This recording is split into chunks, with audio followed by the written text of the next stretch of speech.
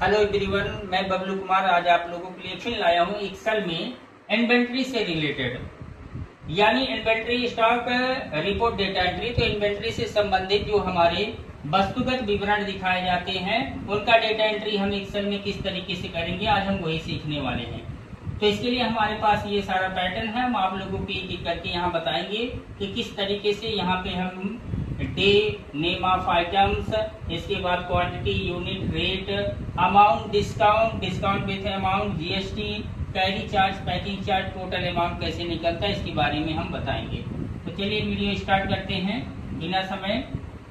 अब देखेंगे यहाँ पे हम लाएंगे, यहाँ पे डे, मंथ, ईयर है तो इसके लिए फार्मूला यूज करते हैं equal now, bracket start, bracket बंद, इंटर कर देंगे तो यहाँ पे वर्तमान तिथि यहाँ आपको देखने को मिलेगा।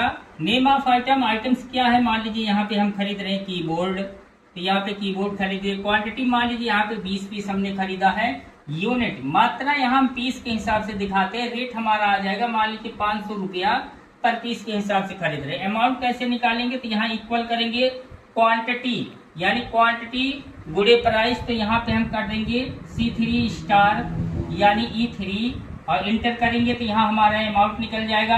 अब यहाँ पे डिस्काउंट एट दी रेट 20% है तो अमाउंट का 20% डिस्काउंट कैसे निकलेगा, तो यहाँ पे F3 स्टार 20% करना है, परसेंट करना है, इंटर कर देंगे तो अमाउंट का 20% डिस्काउंट निकल जाएगा।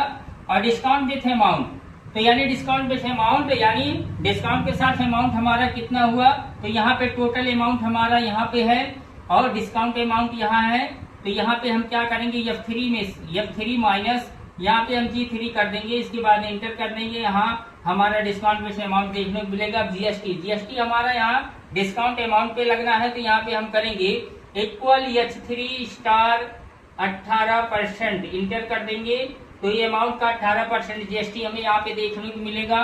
अब यहाँ मान लीजिए कैरी चार्ज लगा है इस प्रोडक्ट पर 200 रुपया, पैकिंग चार्ज लगा है 100 रुपये।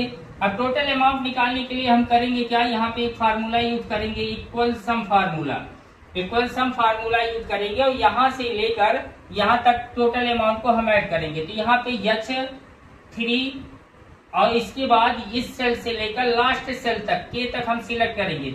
H3 से हमारा आ गया K3 और इसके बाद इंटर करेंगे। इंटर करने के बाद हमारा टोटल अमाउंट देखने को मिलेगा। तो डिस्काउंट विथ अमाउंट में हमारा जीएसटी प्लस हो जाएगा, कैरी चार्ज हो जाएगा, पैकिंग चार्ज हो जाएगा। तो इसके लिए हमने सम फार्मूला अप्लाई किया है।